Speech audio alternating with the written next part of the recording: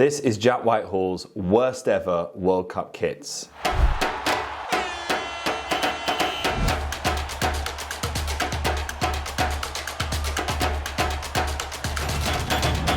Now, we kick off with this absolute monstrosity from Russia in 1994. I mean, where to start? There is so much that is wrong with this. I mean, the fit, I would say, first and foremost, is like he's wearing a sail. And those shorts, oh my God. Like, I appreciate a kit that you would be able to make the choice of whether you want to play with your jockstrap on or not. You know, there will be players out there that want to play commando, that feel the freedom of freeballing on the pitch helps their game. Not in this kit. I mean, I can see the outline of everything with this guy, and I suspect he is probably wearing underpants underneath those shorts. You've also got the fact that it's got this weird checkered, like red and white trim, which bears absolutely no resemblance to anything to do with the Russian flag. What is it doing there? That's Croatia, isn't it? Maybe that's what they were trying to do, is like baffle people, confuse them by like having that element of the kit that makes you wonder what country you are playing. And who is it sponsored by? Oh, it's Reebok. Reebok are responsible for this one. Hang your heads in shame. That's why you never see Reebok kits anymore, because of this disaster in 1994. Next up, we got Mexico in 94. 94, it was not a good year for kits. Look at this one. This is a goalkeeper kit though, so you kind of get a pass with goalkeeper kits. I don't know what was going on in the 1990s with goalkeeper kits. I seem to remember it was like that someone somewhere had decided that the more garish the kit was, that it would put off the striker when he was through one-on-one. He would like look up at the goal and be so appalled by the sight of the goalkeeper kit in front of him that it would, you know, throw him off and he would miss the chance. If that is the case, then this keeper should have never conceded in his entire career. With this kit, I mean, where to start? It's got a kind of like new rave aspect to it as well. Like any kit that could be paired with glow sticks is a mistake. This belongs in the dance tent at Glastonbury, not on a professional football pitch. Look at this guy. You can see hanging his head in his hands because he is so ashamed to be wearing this on the world stage. I do actually quite like those socks now. I have just spotted the socks with a little pink trim. I would definitely wear those. That wins it back for me. Also from 1994, the year that fashion forgot, we have this entry from the Germans. Who's this in this kit? Kuntz? Is it maybe Kuntz? I don't think it is, but he looks like one. So yeah, this is not a great look for the Germans. Oh, he's got a little earring as well. Oh, just to offset it, just as if the kit wasn't bad enough, he's gone, how can I make this look even more rascal? I know, I have a little stud in the ear. Yeah, it's just everything is wrong with this. And it's Adidas as well. You feel like Adidas should know better than to put out a kit like this.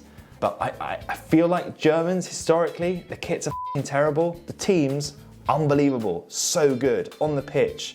All about precision, poise, like amazingly organized teams. They're very clinical, they're very successful. Kits, absolute disaster.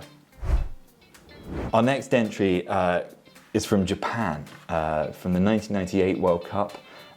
It's another goalkeeper kit, and it's another absolute disaster. I mean, the flames. It's literally the flame emoji on a goalkeeper kit. And it's also that, it's the little collar as well. There is so much wrong with this. I see what they've done. They've taken the badge and they've run with it and they've gone yellow, red, flames, like that's the theme, but it just doesn't belong on a football pitch. Very baggy as well. It's giving Cal the Dragon, I gotta say, as goalkeeper kits go. I feel like he could pull it off. This Japanese goalkeeper, no chance. So the next entry is the Cameroon 2002 kit, which so nearly was one of the greatest kits of all time, because it was the year that Cameroon tried to enter the World Cup with a sleeveless kit. That's right, suns out, guns out, which would have been the most baller entry into the pantheon of World Cup kits. But unfortunately, FIFA, bloody FIFA, those mood hoovers, ruined everything by banning them from playing in a sleeveless kit. So these poor guys had to play with their sleeveless kit with a black t-shirt underneath, which is just so humiliating. Like, no one should be having to like double bag at the World Cup. Look at them. I mean, it's like the fat guy in the swimming pool wearing the t-shirt. It's just, you know, it's just embarrassing. And it's just so, that's what makes it so sad, is it's so close to being such a wonderful moment in the history of World Cup kits. But once again, FIFA, bloody Sepp Blatter, or whoever it was, I don't think he was probably making the decisions on the kits at that point. He was probably too busy taking bungs from somebody else to work out where the next World Cup was going to be. But whoever it was, it's a terrible decision. And I think sleeveless kits should be allowed one day, because it would be an absolute baller move. Italy 2006, World Cup winners, one of the best teams of all time, and also consistently unbelievably high quality kits. I mean, oh, don't get me started about that Kappa number. Skin tight one, nips on show, absolutely love it. This entry, however, is again a goalkeeper kit, and it's Gianluigi Buffon, one of the GOATs, one of the best goalkeepers on the world stage, having to wear this kit, which looks like he's wearing a V-neck sweater with a white tee underneath. Like, I get it. It's trying to go for that kind of like preppy, like Gucci look, but it's a football kit. It really doesn't work. It makes him look like he's off to a sort of summer drinks party, you know, with a Negroni in his hand. No, he's on a football pitch, okay? This is all wrong for so many reasons. And also, you know, with Italy, like with the Germans, obviously you expect it. They have no sartorial standards whatsoever. Like, Germans don't know how to dress, you know? With the Italians, oh my God, these are some of the best dressed people in the world. How have they let this happen? How has no one from the Italian FA looked at these kits and not gone, that's not gonna work? There's no excuse with Italy. Germany, they get a pass. Russia, again, definitely. You know, that's part of their national psyche, dressing like they, you know, did so in the dark. But the Italians, they've got style, they've got class. What was happening in 2006? Maybe they were too focused on the actual team, which in the end paid off because they won the tournament. But this was not great. Poor Buffon, he deserves better. Surely Pirlo would have spotted that. Like the best dressed man in the world.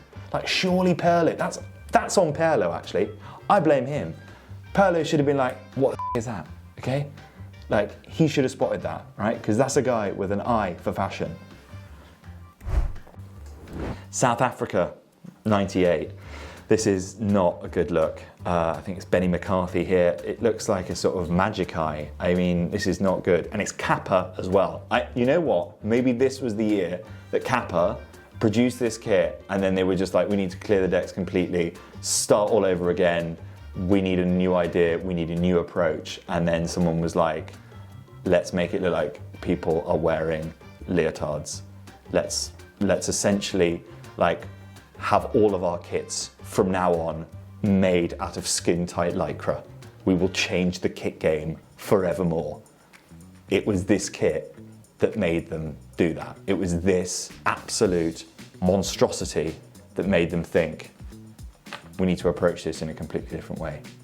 So, in many ways, an important moment, a pivotal moment in the history of football kits, but a disaster nonetheless. And finally, Switzerland's entry, 2022, for the current World Cup. I mean, what's happened here is someone has got too clever. They've thought like, oh yeah, we're gonna do a concept where we're gonna condense all of the kit into like a little box in the middle of the shirt. And it's gonna be like really art house and, you know, game changing. And they're just gonna look like dicks, okay? It's a terrible, terrible entry. And I, for one, as an Arsenal fan, am ashamed that Granit Xhaka is gonna have to wear this kit at the World Cup. One of my favorite players is gonna have to put this kit on and then probably rip it off as well when he gets sent for an early bath and chuck it down onto the floor or at the fans or whatever he'll have to do with it.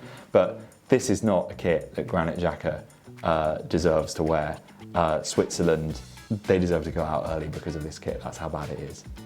So this is definitely the worst entry from the current crop. But it does go to show how far we've come with kits, because, you know, it could be worse. It could be 1994. Like, if this is the worst one that we're dealing with, then we've come a long, long way. We've come a long, long way from 1994 and the, like, just absolute cornucopia of crap that players were having to wear back then. I'm glad that England missed that World Cup. I mean, that's probably why. That's probably why Graham Taylor absolutely shot himself in the foot and tanked their qualification campaign, because he didn't want to have to be out there with all of those people dressed like numpties.